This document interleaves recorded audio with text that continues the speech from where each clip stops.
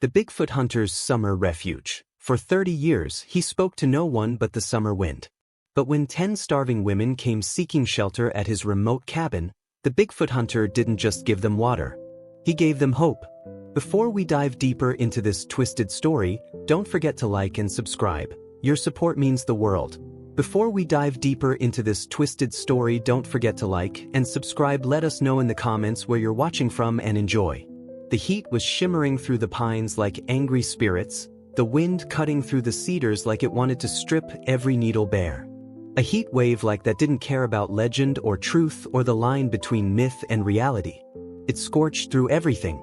That's why he stayed inside most summer days. That's why he let the fire die low and kept to silence. He hadn't heard a human voice in years. Not since they buried Marcus. Tracker Thompson didn't even rise from his chair when the knocking started. He thought at first it was the wind or maybe branches scraping against the log walls, but it came again. A pattern, measured knuckles, not debris, not a bear. Human. He hadn't had a visitor in 30 years. The last person who came to his mountain hideout uninvited left with a warning shot over their head and the message clear. Tracker's territory wasn't a place for company. But this knock wasn't defiant. It was desperate. He stood slow. His legs complained, old bones weathered by solitude and years of tracking through impossible terrain under blazing sun. He reached for the modified hunting rifle out of habit. Didn't cock it. Just held it as he opened the heavy wooden door. 10 women stood in the dust, blankets torn and sun-bleached, hair matted with sweat and dirt, their faces hollowed by starvation, but their spines somehow still straight. The one in front, barefoot on the burning earth, spoke first, but not in English. Her voice was cracked from thirst, and she held something beneath her blanket, like a child or a wound. Tracker didn't understand the words. He didn't need to. He stepped aside. They filed in one by one, barely lifting their eyes. The youngest couldn't have been more than 15, and the eldest might have been his age or older. One leaned on another. One had heat exhaustion. All of them carried silence like it was the only thing they'd ever been taught to hold. He stoked the cooling system higher, set down the rifle, moved slow, careful not to crowd them. Didn't ask questions, didn't speak. He handed the youngest a tin cup of cool water from his well and watched her fingers tremble so hard she nearly dropped it. Only after the door shut again, after the blazing heat reclaimed the mountain behind them, did he feel what their arrival truly was: a crack in his world, a place where summer's fury had carved open his silence and let in something unexpected. Relief from the burning loneliness. They didn't tell him their names that night. Didn't speak to each other even. They huddled close in the shade, blankets damp with sweat, eyes glassy with a pain far older than this summer. He gave up his own bed, slept by the door with the rifle in reach, not because he feared them, but because he feared what might have driven them here. The kind of thing that would send 10 women into the mountain wilderness in the middle of summer with no supplies, no men, no weapons. Morning came, and the heat wave did not break. The sun blazed merciless, thick, and oppressive. He found himself watching them as they slept in whatever shade they could find, each one thinner than she should have been. The barefoot one had burns on her feet from the hot ground, her soles cracked and bleeding. He rummaged through his old medical kit for salves, for shoes, for anything that might help. When she stirred, she saw the salve in his hands and flinched, her fingers clutching her hidden bundle tighter. That's when he realized it was a baby, wrapped tight to her chest, not crying, barely breathing in the heat. He didn't touch her, just nodded, set the ointment near the cooling fan, and left her to decide. By evening, she'd applied the salve. Her eyes softened just barely. She tried to say something again, pointed at the child, then at the ceiling fan. Her words were clipped, uncertain. Then she put her hand to her chest. "Luna," she said. He blinked. "That your name?" he asked. She nodded once. He pointed to himself. "Tracker." The others watched quietly. No one else spoke, but something shifted in the room, like maybe the air conditioning remembered what it was to be shared. The next day, he cleared out the equipment room, brought in cots from storage, set up additional fans, made space for them, not just in the cabin, but in the way his thoughts moved. He didn't know how long they'd stay. He didn't ask. He just kept the place cool and fixing what was broken. On the fourth day, one of them spoke. A woman with a scar along her jaw and eyes so dark they looked painted on. She said her name was Elena. Her English was rough, but her story clear enough. Their village was gone. Cartel, fire, the women who survived ran. They were not allowed to carry weapons, not allowed to defend what was theirs.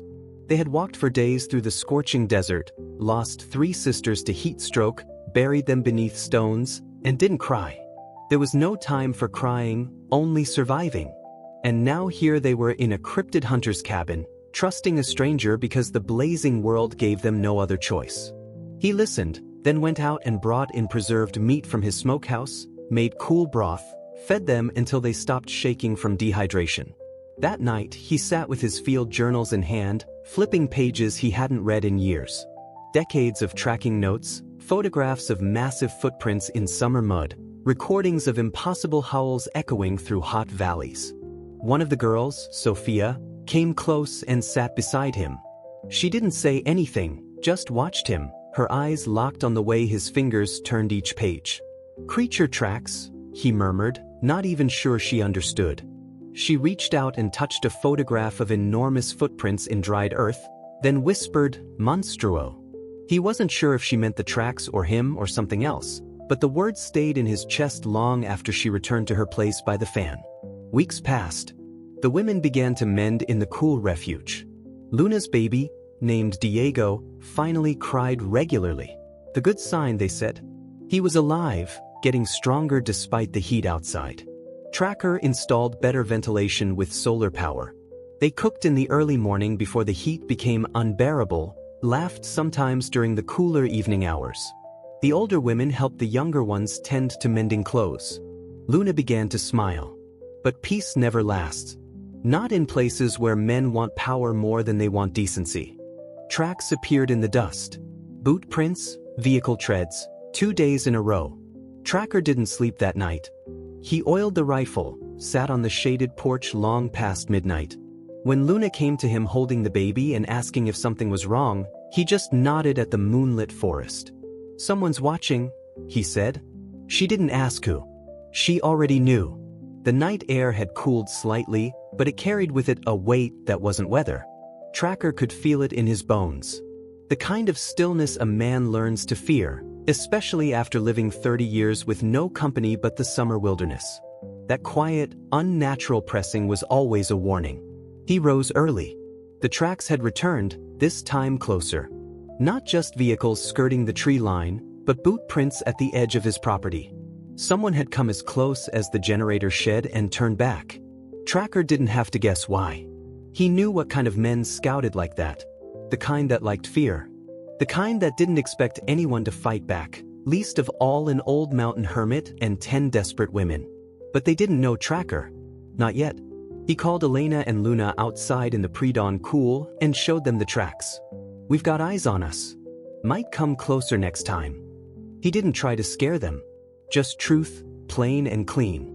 Elena's jaw clenched, and Luna pulled Diego tighter to her chest, but neither woman turned to run. Elena spoke first. "We stand or we vanish." He nodded. "Then we prepare." The cabin wasn't a fortress, but he'd built it solid for mountain living. He reinforced the shutters, stacked supplies against the lower windows, and set motion sensors around the perimeter, modified from his old Bigfoot research equipment. Luna and the older women sharpened kitchen knives and kept them near. The younger ones hauled water, filling every container in case utilities were cut during the heat. It wasn't much, but it was more than nothing, and it gave them purpose. That mattered. The hot day dragged on. No one slept well in the heat. They took turns watching.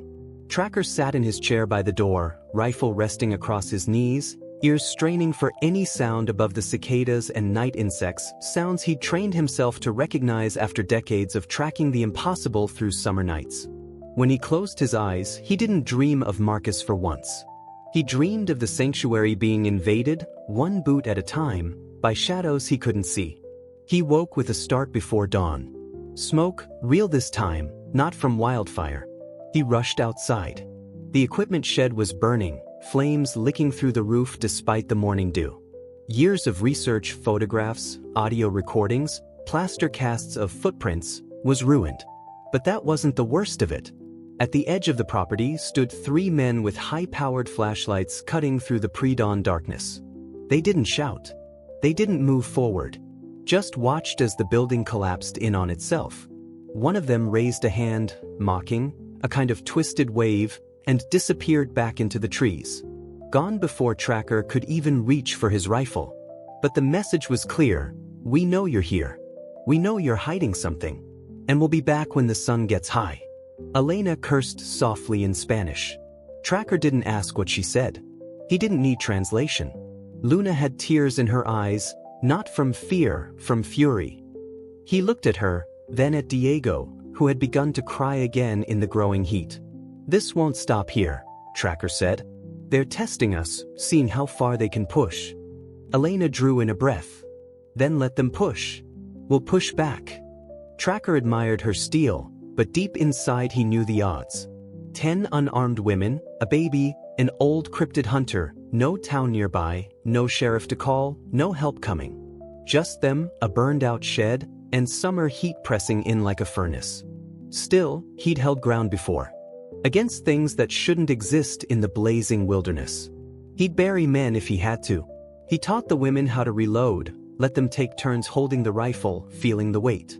He handed Luna a pistol with 6 rounds and showed her how to aim.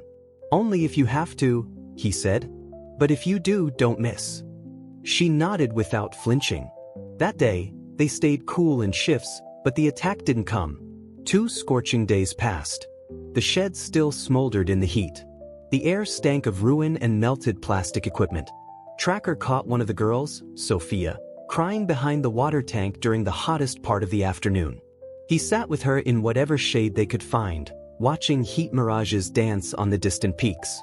"They burned it to scare us," she whispered. "Did it work?" he asked. She looked up, sweat beading on her forehead. "No. But it made me sad." He put a hand on her shoulder. "Being sad don't mean being weak." Another 2 days of brutal heat, then the baby wouldn't stop crying. He was running hot, fever high in the oppressive temperature. Luna begged for help, tears of desperation falling as she tried to keep him cool. "He's too small," she whispered. "He won't last in this heat." Tracker didn't say anything. He didn't have medicine, but he remembered something from his wilderness survival training. He made cooling wraps with wet cloths, created cross-ventilation with all his fans, and set up a makeshift evaporation cooler. Luna watched every move like she was memorizing salvation. Diego's fever broke with the improvised cooling system. By the next morning, he was breathing easier. Hope returned, fragile but alive in the summer heat. That evening, as Tracker repaired the generator housing in the cooler air, a single arrow landed in the dust near his boots. No sound, no warning, just a shaft of wood and steel point quivering in the dry earth. He crouched slowly, picked it up, and turned it in his fingers. Professional make, military grade, but not cartel. He carried it inside and showed Elena. She turned pale in the lamplight. "That's not from the men who've been watching. Someone else is out there." It wasn't just the criminals now. It was someone else. Multiple threats converging on his mountain refuge under cover of summer darkness. He threw the arrow into the cold fireplace and sat down hard. "No one's coming to save us." Elena didn't argue. Luna came and sat beside him. She placed her hand on his weathered fingers, warm from the heat. "But you saved us once." He looked at her. Really looked. Not just her face, but the strength behind it. A mother, even if she was barely older than a girl. A survivor of desert heat and human cruelty. "I just opened the door," he said. "You opened your heart," she replied. He didn't answer. Couldn't. That night he prayed. First time in years. Not loud, not with words, just a silent whisper toward the summer stars, asking for strength, for coolness, for mercy, not for himself, but for them. In the middle of that prayer, he heard a sound outside, footsteps in the dust. He grabbed the rifle, opened the door, and standing there was a figure in light summer clothing, maybe 12 years old, thin as a shadow. The child didn't speak, just held out a bundle of dried fruit, laid it at Tracker's feet, then ran, gone like smoke into the warm night. Tracker stood frozen. A warning, a gift, or a test? He took the fruit inside, watched the electric fan turn slowly, and wondered if maybe, just maybe, the summer mountain wasn't finished with them yet. The bundle of fruit lay on the table untouched. No one dared speak of it, but all of them watched it. 10 pairs of weary eyes and one man's silence. Tracker kept glancing toward the door, toward the place where the child had vanished into the night heat. The dust had covered their tracks by morning, leaving no trace behind, as if the young one were a mirage. They didn't eat the fruit, not yet. Not until they were sure it wasn't poisoned or a trap. Tracker didn't sleep much that night. He sat by the fan with the rifle across his knees, the room dimly lit, shadows moving with the oscillating breeze. He listened to the night sounds of summer, cicadas, distant coyotes, the occasional creak of wood expanding in the residual heat.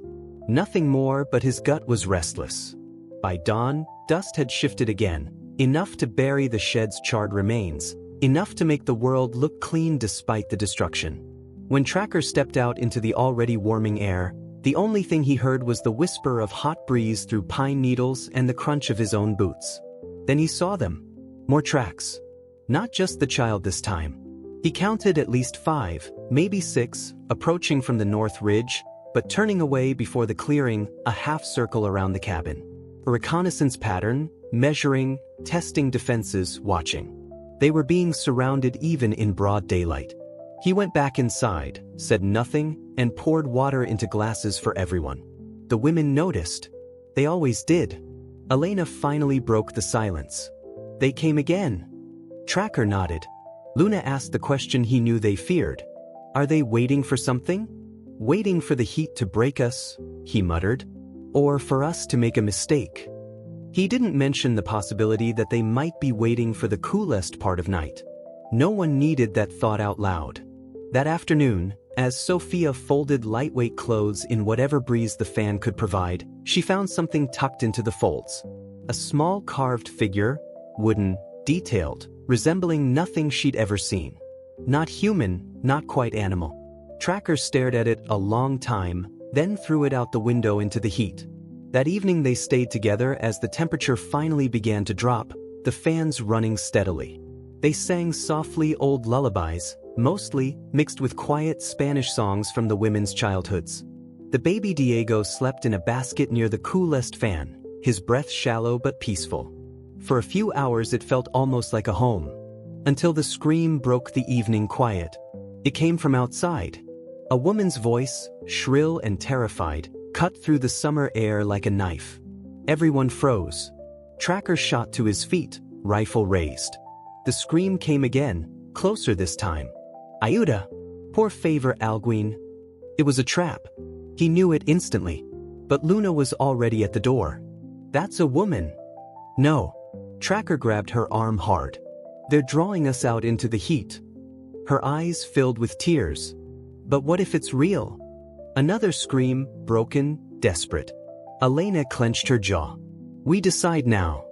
Tracker looked at each of them. His heart pounded in the warm air. I go alone. No one follows.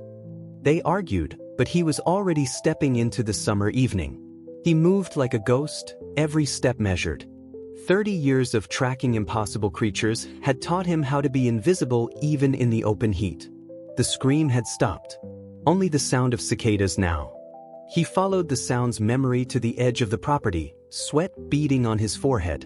Then he saw her. A woman real, barefoot on the hot ground, bleeding from the mouth, clothes torn and sweat-stained. She stumbled toward him with outstretched arms, crying. Venan, por favor. A gunshot cracked through the air. The tree beside his head exploded in splinters. He grabbed the woman and yanked her down behind a fallen log, both of them pressed against the sun-warmed bark. Another shot kicked up dust behind them. A third ricocheted off stone. He didn't fire. Not yet. A muzzle flash appeared near the ridge. Tracker waited, counted breaths in the thick air, then fired once. The flash disappeared. A cry echoed, not death, but pain. Another figure appeared, running toward the wounded one. Tracker didn't shoot. He lifted the injured woman, her clothes soaked with sweat and blood, and dragged her back toward the cabin. The women opened the door and pulled her inside, the air conditioning a blessed relief. Blood marked the floor. Luna tore light cloth for bandages while Elena grabbed ice from the freezer. Tracker checked the woman's pulse, weak but steady. Her name was Carmen. She was running, Elena translated. From the same people, Tracker muttered. Or worse. The woman spoke frantically despite her exhaustion and dehydration. Only fragments. My daughter, Thicken, they're coming for all of us, in the heat of the day. Carmen lived through the night with the help of cool water and the air conditioning, but barely. The next morning she was delirious with heat exhaustion, speaking of things that made no sense, creatures in the forest, men who weren't quite human, shadows that moved wrong even in bright sunlight. Tracker sat with her in the coolest part of the cabin, listening, and felt something cold crawl up his spine despite the heat outside. After 30 years of chasing legends, he recognized the signs. This wasn't just about cartels or criminals. Something else was hunting in these summer mountains. That day, the cabin stayed sealed and cool. No unnecessary trips outside. They sat in the artificial winter of air conditioning, hearing only the hum of machinery and distant heat mirages. But something had shifted. The next morning, another bundle appeared on the doorstep, left in the pre-dawn cool. This time it contained electrolyte packets, cooling towels, and even a small battery-powered fan. All professional grade. And another carved figure, this one clearly protective in nature. The message was becoming clear. Someone was watching over them during the dangerous heat. But who? Tracker took the supplies gratefully. Carmen's dehydration responded to the electrolytes. By evening, when the temperature dropped to merely hot, she was sitting up, able to speak clearly. They took my Maria, she whispered to Elena, who translated for Tracker. Men in military gear. But they weren't soldiers. They looked like they were hunting something in the sun. And the sounds during the day. She shuddered despite the heat. Not human sounds. 3 days passed with no movement, no tracks, no shots. The heat was so intense that even the air conditioning struggled. Tracker worried more than ever. The blazing silence was worse than the threat. On the 4th day, something changed. He woke to the sound of movement, not human voices, not footsteps, but something else. A rustling that was too large, too coordinated to be animals, even in the dawn cool. He crept to the window and saw shapes moving past the tree line in the early light, dozens of them, but wrong somehow. Too tall, moving with a gait that defied physics even as heat mirages began to rise. And in the center, standing on something that wasn't quite legs, a figure in military gear that seemed to shimmer in the growing heat. Tracker had spent his life looking for proof that impossible things existed. Now he wished he'd been wrong, especially in this brutal summer. The cabin would not hold. Not against this, not in this heat. The sun rose merciless over the mountain. It bled through the windows like molten metal. Tracker hadn't slept, not a moment. His rifle lay across his lap, modified with ammunition he'd crafted for hunting things that shouldn't exist, especially not in this blazing heat. Through the glare-covered window, the shapes had vanished into the shimmering air. Whatever had been circling in the dawn heat was gone, or pretending to be. The ground outside showed heat distortions that made tracking impossible. But that was deliberate. He'd seen them. Things too large to move without leaving traces, yet the baked earth showed nothing. No tracks, no broken branches, no evidence of the nightmare he'd witnessed in the summer dawn. He rose from the chair stiffly, his joints aching from the hot air and tension. The cabin remained mercifully cool. 10 women slept in groups near the air vents, sharing the coolest spots. Luna's head rested on Elena's shoulder. Sophia cradled Diego, protective even in sleep. Tracker walked past them without waking a soul. Outside, the heat hit him like a physical blow. He scanned the forest through the dancing air, slow and methodical. A hawk circled high overhead where the air was cooler. Wind whispered through pines that seemed to wilt in the heat. Too quiet, but in a different way than before. Not threatening quiet, expectant quiet. As if the mountain itself was waiting for the temperature to peak. He found one track. Just one. Pressed into earth so hot it had baked hard around the impression, massive, elongated, with what looked like claw marks at the tips. Exactly the kind of print he'd been searching for his entire adult life, but never in heat like this. But this time, he felt no excitement, only dread at what could move in temperatures that would kill most living things. By the time he returned to the blessed coolness of the cabin, the women were stirring, Diego was crying softly, and the smell of cool water and morning coffee filled the air. Carmen sat up for the first time since arriving, her color better, her eyes clearer despite the blazing day ahead. They were here, Tracker said without preamble. In the dawn heat. All around us. Elena set down her cup of ice water. The men who've been watching? No. Something else. He decided not to describe what he'd seen. Not yet. We need to stay cool and be ready for anything. That afternoon brought unexpected visitors despite the deadly heat. Not threats this time, but three figures approaching across the shimmering landscape, an older man, a middle-aged woman, and the child who'd brought them food. They walked with the careful pace of people who understood desert survival, faces shaded, carrying water, moving with the deliberation of those who respected the sun's power. Tracker met them at the tree line, rifle visible but not raised, sweat already beading despite the shade. Name's Dr. Samuel Cross, the older man said, his voice careful in the heat. This is Dr. Maria Santos, and you've met our young friend here. He gestured to the child, who smiled shyly from under a wide-brimmed hat. We've been tracking the same things you have. And what things are those? Tracker asked carefully, wiping sweat from his brow. The ones that took Carmen's daughter, Dr. Santos said, her shirt already damp with perspiration. The ones that have been hunting in these mountains all summer. The ones that aren't quite human anymore. The child stepped forward and handed Tracker a photograph, grainy, taken through heat distortion equipment, but clear enough.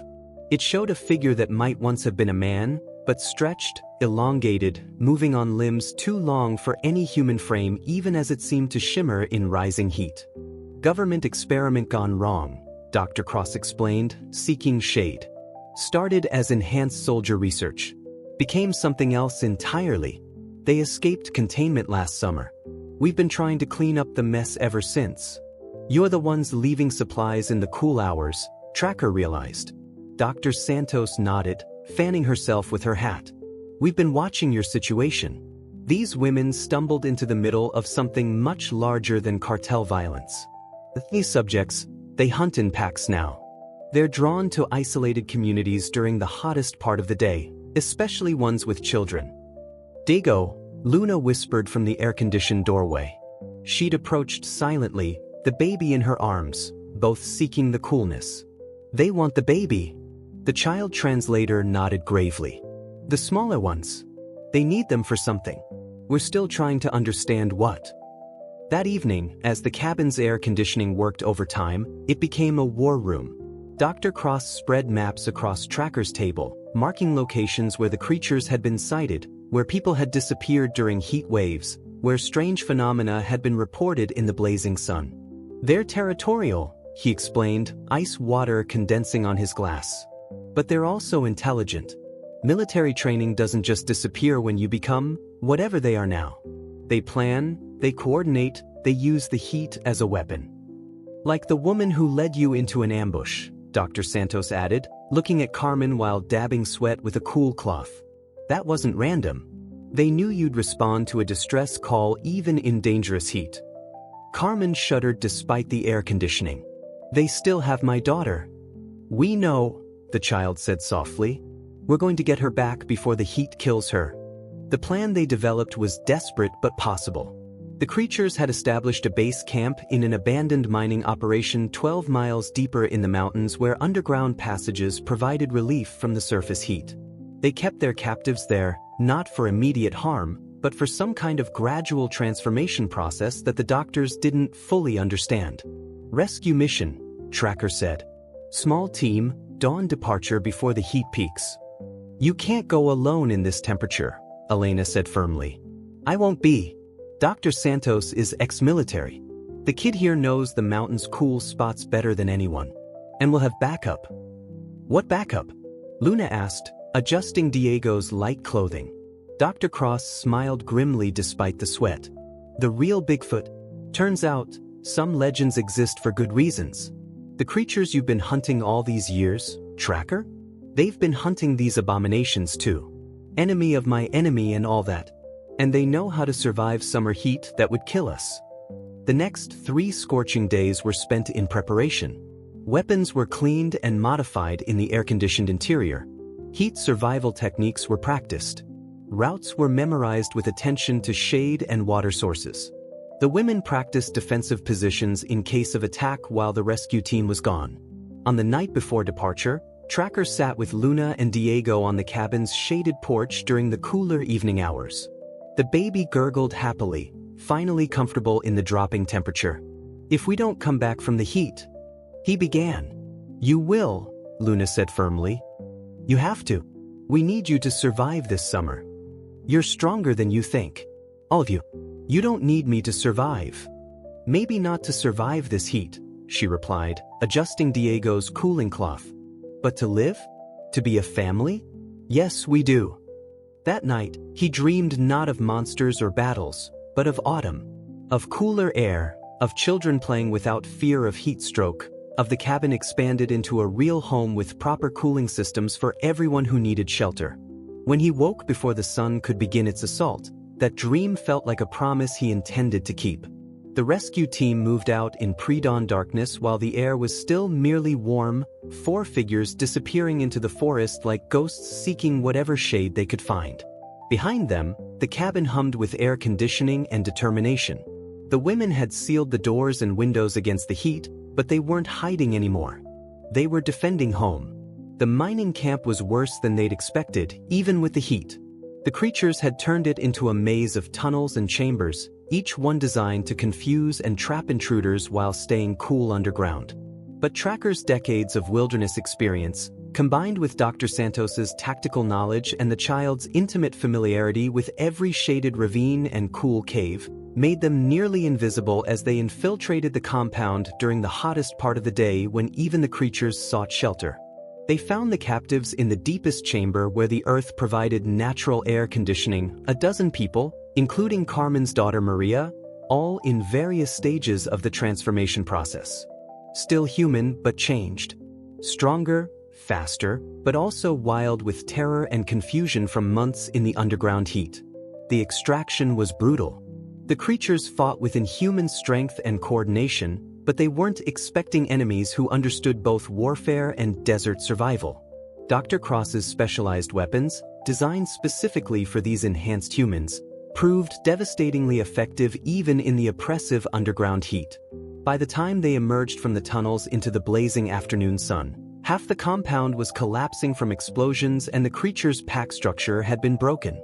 Not destroyed, some had escaped deeper into the cooler mountain depths, but scattered and weakened. The journey back took 2 days, moving carefully with the rescued civilians during the coolest hours, sheltering through the dangerous midday heat. When they finally crested the ridge above the cabin in the blessed cool of evening, Tracker felt something in his chest loosen for the first time in weeks. Air conditioning hummed reassuringly. Children's voices carried on the warm evening breeze. Luna stood on the shaded porch with Diego in her arms, and when she saw them approaching through the heat shimmer, her smile could have cooled the desert air. That night, the cabin overflowed with people seeking relief from the heat.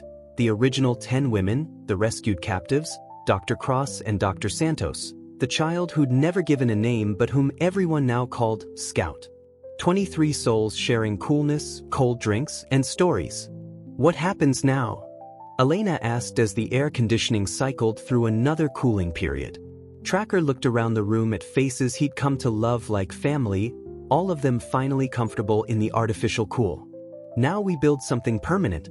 A real sanctuary. Not just for hiding from summer heat, but for healing. The creatures? Carmen asked, holding her daughter close in the blessed coolness. Will be dealt with, Dr. Cross said firmly, ice cubes clinking in his glass. Our organization has more resources now. We'll hunt them down, all of them. And we'll make sure this doesn't happen again, especially during heat waves. But Scout shook their head. Not all hunting. Some protecting. The real ones, the ones you've been looking for? They're not enemies. They're guardians. They've been trying to stop this too, even in the killing heat.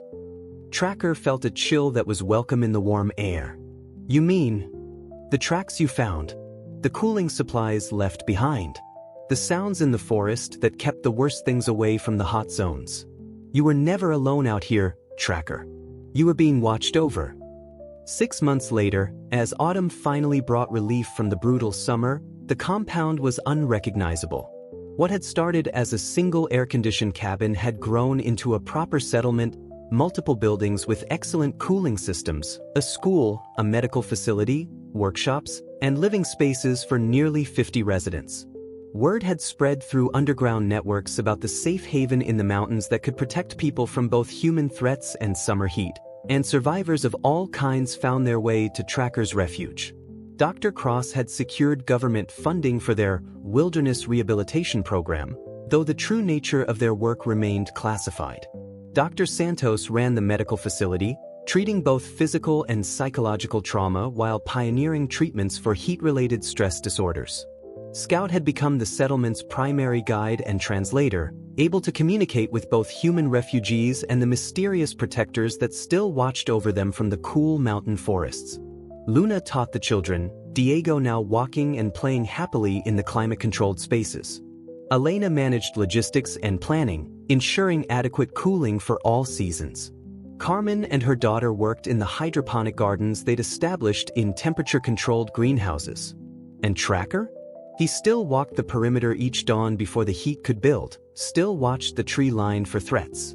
But now he also watched for other things, the massive shapes that moved like shadows between the pines during the cooler hours, the enormous footprints left deliberately in shaded areas where he would find them, the quiet gifts that appeared when the summer heat was hardest. He'd spent 30 years hunting for proof that legends were real. He'd found something better, proof that even legends could choose to be guardians instead of monsters, especially when the heat threatened the innocent. On this particular morning, as golden autumn light filtered through leaves that had finally begun to turn, Tracker found a new gift at the edge of the clearing. Not supplies this time, but something far more precious, a child's drawing, carefully protected in a plastic bag weighted down with a smooth river stone. The drawing showed the settlement from above, rendered in crayon with startling accuracy. Every building was there, every cooling unit marked, every garden plot detailed. But around the edges of the paper, standing watch among the trees, were tall figures with kind eyes and protective stances. At the bottom, in careful child's handwriting, were the words, "Thank you for keeping us safe from the hot days." Tracker smiled, folding the drawing carefully. He knew exactly which child had left it, Maria, Carmen's daughter, who had been drawing obsessively since her rescue. But this wasn't drawn from imagination. This was drawn from memory, from things she'd seen during the coolest hours when most adults were inside. "Scout," he called to the young guide who was adjusting solar panels on the community center. "Come look at this." Scout scrambled down from the roof with the easy grace of someone who'd grown up in these mountains. They studied the drawing for a long moment, then grinned. "She sees them too, doesn't she?" "Seems that way. Question is, should we be worried about Maria seeing them?" "No." Scout's voice carried the wisdom of someone who'd spent years as a bridge between worlds. Children who've survived what she has, they develop different kinds of sight. The Guardians know she's safe to trust. That afternoon brought the first real cold snap of the season, a blessed relief after months of air conditioning and heat management. The settlement's residents emerged from their climate-controlled spaces like flowers after rain, children playing in air that wouldn't kill them, adults working without the constant threat of heat exhaustion. Tracker found himself on the observation deck he'd built atop the main hall, watching the organized chaos of a community learning to live without fear of the sun. Luna was teaching a group of children to identify bird calls, Diego toddling between her legs with the confidence of a child who'd never known hunger or thirst. Elena supervised the teenagers as they practiced emergency procedures, not for heat waves this time, but for the regular challenges of mountain life. "Beautiful sight," Dr. Cross said, joining him on the deck. The older man looked years younger than he had during that brutal summer, his hair whiter but his eyes brighter. "It is," Tracker agreed.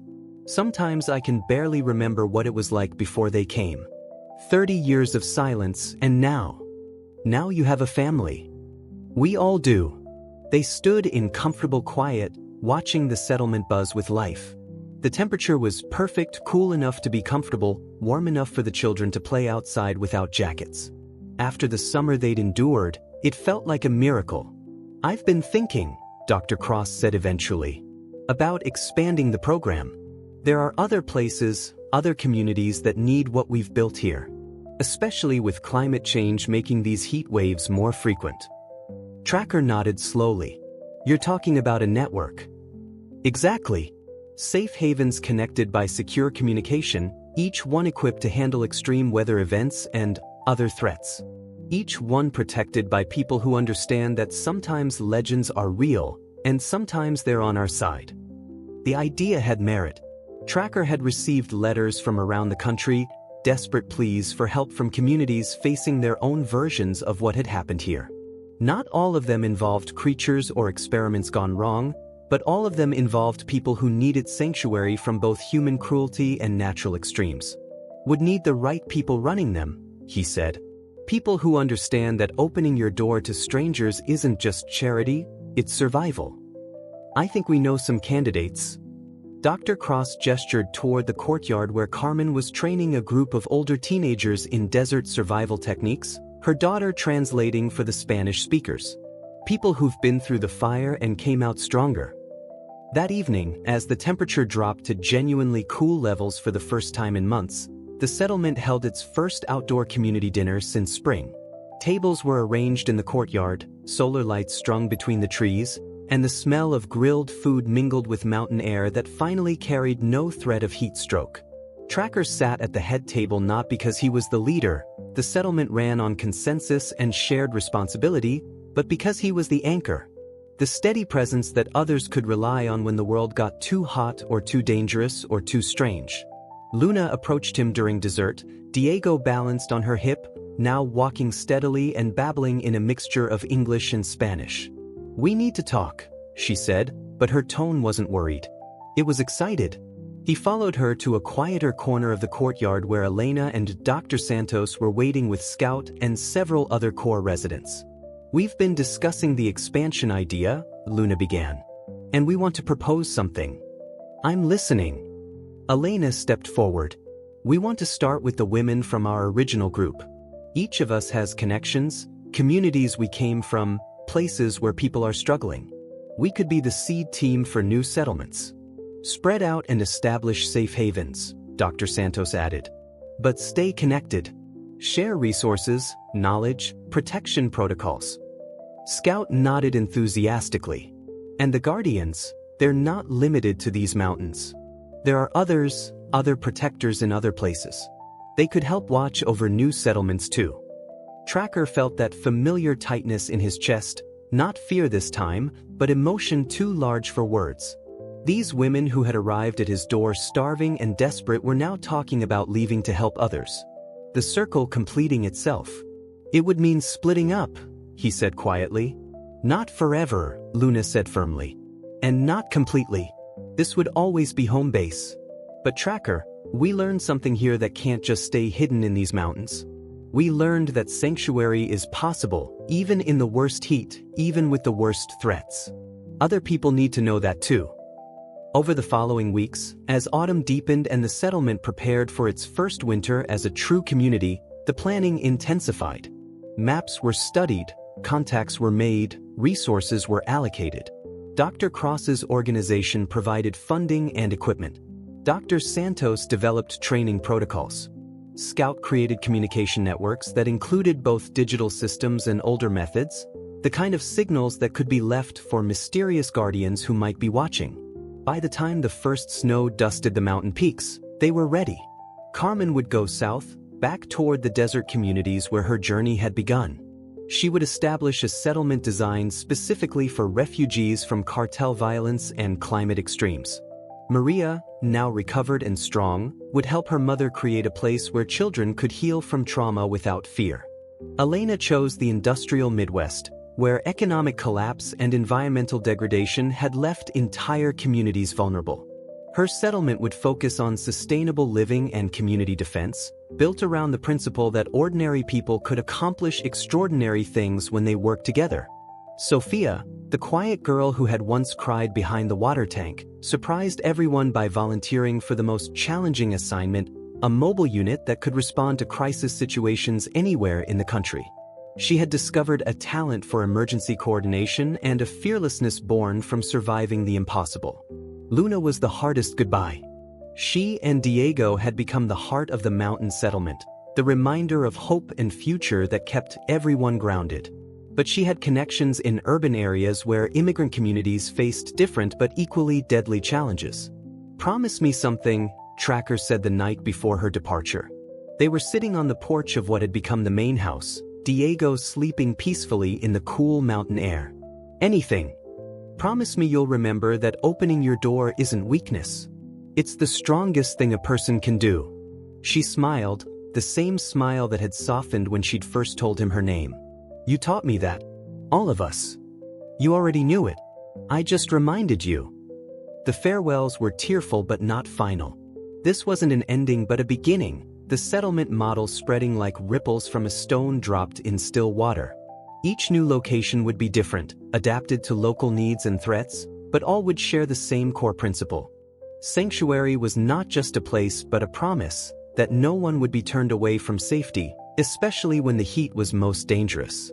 Tracker remained at the original settlement with a core group of residents, including Scout, Dr. Cross, and several families who had made the mountains their permanent home. His role evolved from protector to coordinator, the central point in a growing network of safe havens. The first winter was quiet, peaceful in a way that felt earned rather than accidental. Snow insulated the buildings, solar systems stored power for the heating systems, and the community settled into rhythms of maintenance, education, and planning for the next expansion phase. It was during one of these quiet winter evenings that Scout came to him with news that changed everything. "They want to meet with you," Scout said, settling beside the fire in the main hall. "Face to face. Tomorrow night, when the moon is dark." Tracker didn't need to ask who they were. After months of gifts and protection and glimpses at the edge of sight, the Guardians were finally ready for direct contact. Why now? Because the network is working. Because other settlements are being established. Because... Scout hesitated, then spoke with unusual solemnity. Because there are new threats coming. Worse than the enhanced soldiers. Worse than the cartels. And they need our help to stop them. That night, Tracker barely slept. He'd spent 30 years dreaming of this moment, direct contact with the creatures he'd tracked through forest and mountain, heat and cold. But now that it was finally happening, he felt no triumph, only responsibility. This wasn't about proving legends existed anymore. This was about survival for all of them. The meeting place was a clearing Scout led him to, deep enough in the forest that the settlement's lights were invisible but close enough that help could come quickly if needed. Tracker arrived carrying only a flashlight and a thermos of coffee, no weapons, no recording equipment. This was about trust, not documentation. They emerged from the trees like shadows given substance, moving with a silence that defied their size. 3 of them, each easily 8 feet tall, covered in thick fur that shifted from brown to gray to black depending on the angle of moonlight. Their eyes held intelligence that was unmistakably aware, unmistakably kind. The largest stepped forward and spoke in a voice like wind through deep caves. "Tracker Thompson, we have watched you for many years." "I know," he replied, surprised by how calm he felt. "Thank you. For the protection. For the gifts. For keeping my people safe." "Your people." The creature seemed to consider this. "Yes. That is what they have become, isn't it? A family born from sanctuary. That's what families are, I think. People who choose to protect each other." The second creature spoke, its voice higher, more musical. "The network you are building. It pleases us. But there are others who do not find it pleasing." "The enhanced soldiers? Beyond them? Above them? Those who created them see your success as a threat to their plans. They are moving to destroy what you have built, all of it, before it can spread further." The third creature stepped forward, and Tracker saw with shock that it carried something in its massive hands, a child's backpack, small and bright red. "There will be an attack," it said. "Not on your settlement, they know it is too well defended. On one of the new ones. The weakest link, they believe. Tracker's blood went cold. Which one? The southern settlement. Carmen's place. They plan to make an example of it, to show others what happens to those who offer sanctuary to the unwanted. When? 3 days, maybe 4. Weather will determine their timing. They still prefer to attack during extreme heat, but they have adapted to use cold as well. Tracker's mind raced. Carmen's settlement was barely 2 months old, still establishing its defenses, still learning to work as a community. A direct assault by enhanced soldiers would be a massacre. What do you need from us? He asked. Transportation, the largest creature replied. Speed we cannot achieve alone. And coordination with your other settlements. This attack is a test. If it succeeds, others will follow.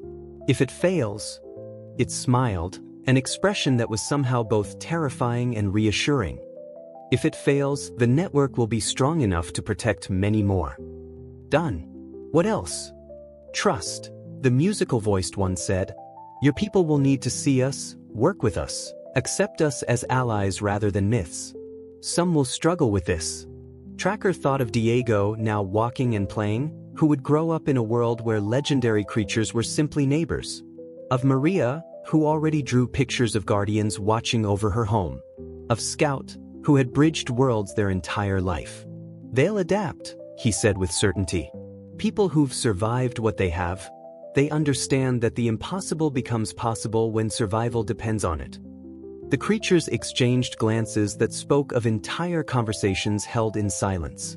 Then we go to war, the largest said finally. Not for conquest, not for territory, for the right of all beings to offer and receive sanctuary, no matter how dangerous the world becomes. As dawn approached, Tracker found himself racing back to the settlement with plans that would have seemed insane 6 months earlier. Emergency communications were sent to all network locations. Equipment was loaded onto vehicles. Volunteers were selected from among the most experienced residents. But most importantly, the children were told the truth. The big people from the forest are going to help us, Luna explained to Diego over video call from her urban settlement, her image flickering slightly on the screen. They're our friends just like Scout is our friend. And sometimes friends help each other do very brave things.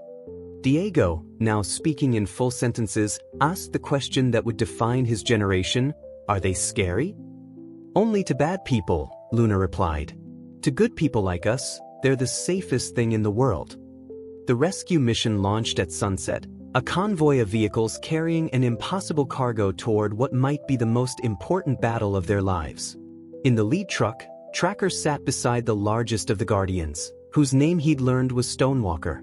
In the back, Scout coordinated communications while Dr. Santos checked medical supplies. Behind them, 2 more vehicles carried additional Guardians, settlement defenders, and enough firepower to level a small building.